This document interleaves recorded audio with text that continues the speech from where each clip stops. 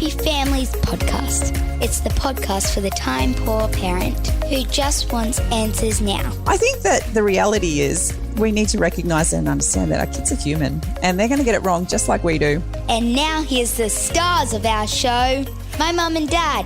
Hello, this is Dr. Justin Coulson. I'm here with my wife, Kylie. I'm the founder of happyfamilies.com.au and the author of 6 books about raising happy families. And Kylie, we're the parents to 6 children, 6 baby girls. I've got a question for you. I'm a little bit confused about something that happened just recently in our family. I'm trying to work out if I'm a good parent or not. Got a phone call from one of the kids and she said, Dad, I left my iPad on the charger. And if I don't have it at school today, I can't submit my assignment. And if I don't submit my assignment, I might fail and I don't want to fail. And can you please bring me my iPad to school? And I'm trying to work out, is that good parenting that I did it or is that bad parenting? Because kids have got to learn to be responsible for themselves. Well, I guess that depends whether I'm a good parent or a bad parent, because I had to take Miss 10 to Officeworks this morning because she needed a piece of cardboard. And she couldn't go to school without that piece of cardboard. So while I was running iPads to one school, you were taking another child to Officeworks. What is it with kids? Why can they not remember stuff and tell us about it the day before? I mean, Well, it only becomes urgent when it's urgent. Okay, that doesn't answer my question. Good parent or bad parent? Because I feel like I get a gold star. I feel like I've been a good parent if I look after my children and save them from the emergencies that they've created. Look, I feel like there's another podcast episode in this. That's question. A cop-out. I just want to know if we're but isn't it? It's this tension. We'll have to talk about it later. But there's this tension where you want your children to learn to be responsible, and therefore that might mean facing the consequences of their decisions from time to time. But at the same time, when they really need something, you kind of just have to go and help them, right? Look, I'm going to put you in the hot seat for a second, but I have had numerous phone calls in our time together where you may have left a suitcase behind or... I can't believe you just did that. Let's talk about laptop cords and chargers that have been left behind. And I might have had to do a number of runs to either the airport or... You've probably posted things to me or something. I've gone down the coast a few times because you desperately needed something. So I think that the reality is we need to recognise and understand that our kids are human and they're going to get it wrong just like we do. I'm really grateful that you said that. It's a beautiful point.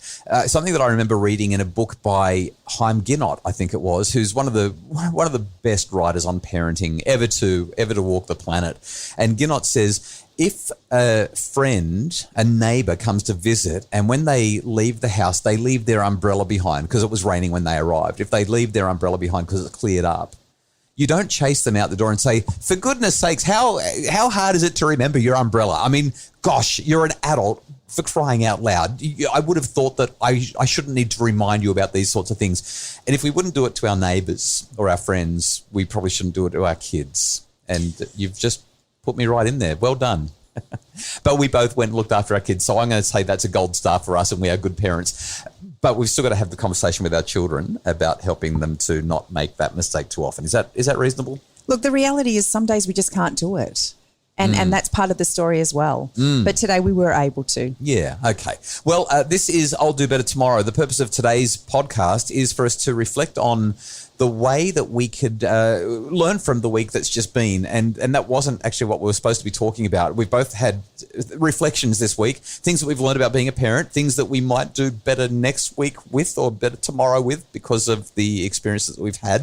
That's what Fridays are all about. So I think that I might share my I'll Do Better Tomorrow first today, and then because your ones are always better. Your ones always make people cry and make people go, oh, Kylie's just the best mum ever. So I'm going to share mine first. Is that okay? You're hilarious.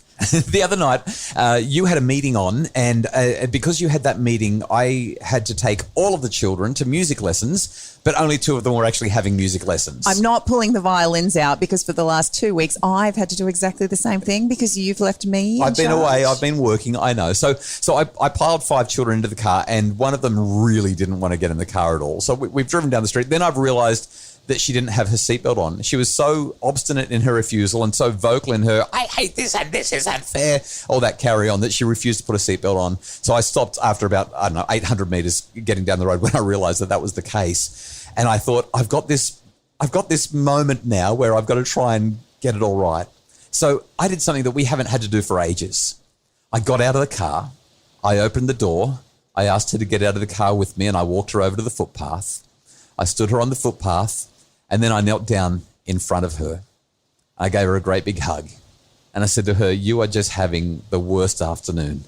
And you wish so much that you did not have to go to music lessons while your sisters are there. And she looked at me and, man, she was so cranky. She was pushing back. She was like, I don't even want to hug. I'm like, okay, well, you don't have to hug me, but I know you don't want to be there. And something happened really soon, really quickly. It took about 30 seconds and she calmed down. She knew that I got it. She knew that I was taking it serious enough that we'd pulled the car over to talk about it. Meantime, we're running late for music lessons and I'm thinking, oh, for goodness sakes, I don't have time for this. But after about 30 seconds, she got into the car. She put her seatbelt on. She stopped crying and we drove happily to music lessons. I just felt like when we talk about I'll do better tomorrow, every now and again we get it right. And I just think that maybe as parents, we could be a little more patient, a little bit more understanding. There's still a certain demand placed on the kids. They've got to get back in the car and we've got to go to music lessons. But when we do it with compassion and kindness, we just get better results. I love that story. Can I tell you what happened later? Because it kind of went downhill from there. Once I dropped the two kids off to their different music lessons, which are obviously in the same building at the same time, I said to the other kids that were in the car, let's go to the park. There's a park around the corner. I drove them to the park. When it was time to leave the park, same child wouldn't leave the park. I'm getting attacked by mosquitoes. It's dark. You know, the night has fallen and she's running away from me in the park and hiding in places where I can't reach her without climbing into or over or on top of the children's playground.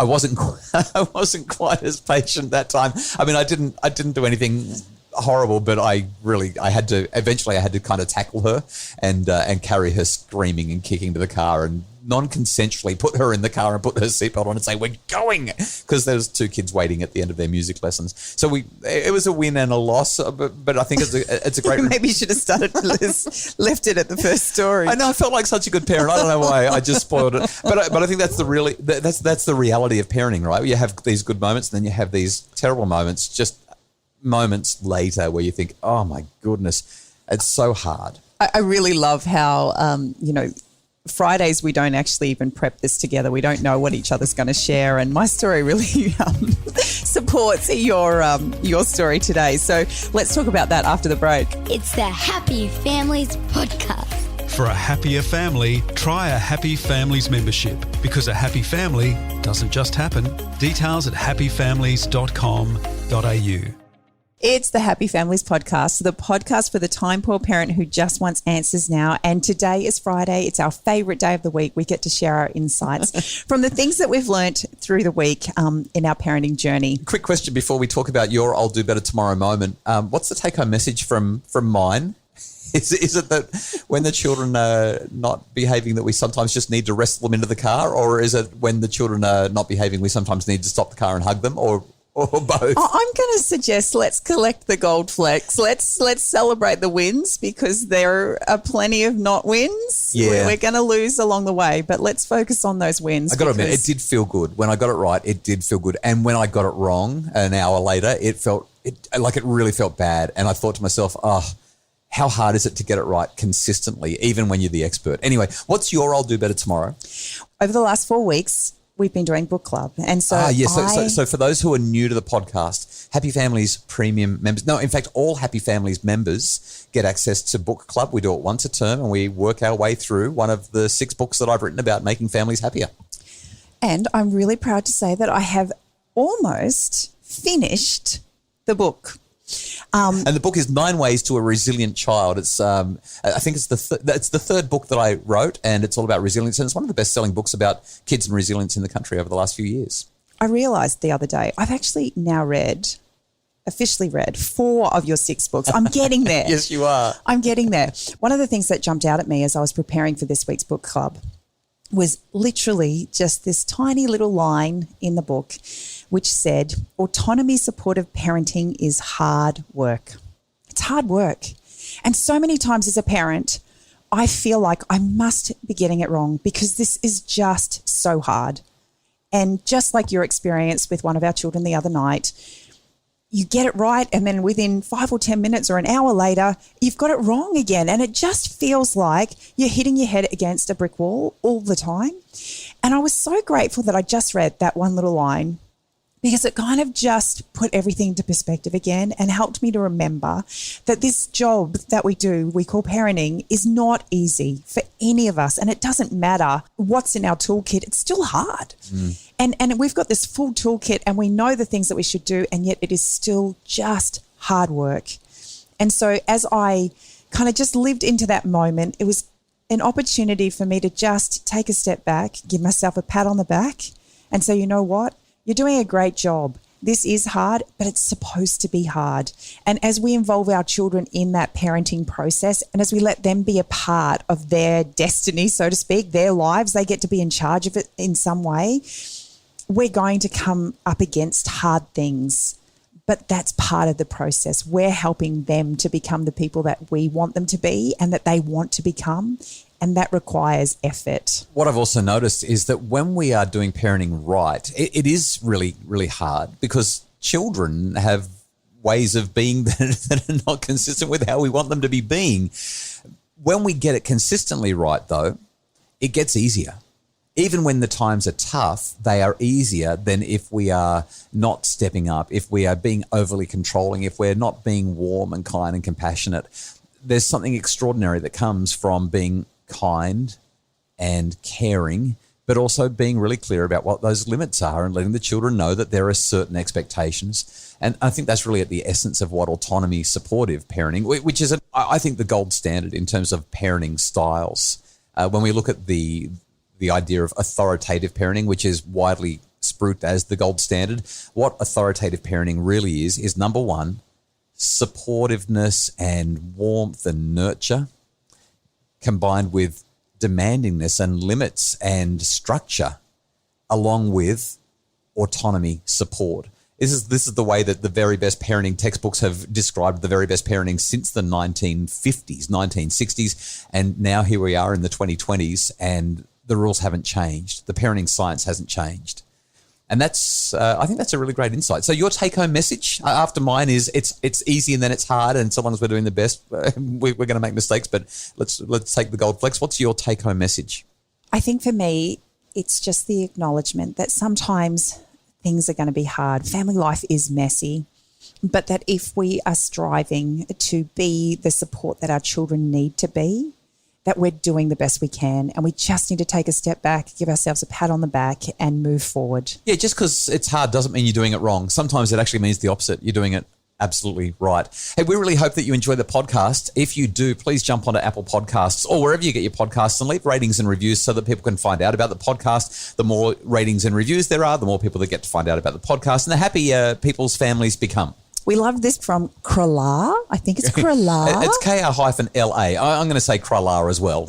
They said, changed heart. Love the I'll Do Better Tomorrow podcast this week, which was last week. Kylie, I shed a happy little tear with you. How sweet. Thanks, guys, for sharing your highs and lows. We all have them. And that's the idea of I'll Do Better Tomorrow. It's the stuff that we've learned from the highs and lows of parenting this week. Thank you very much, Krala, who gave us that 5-star review.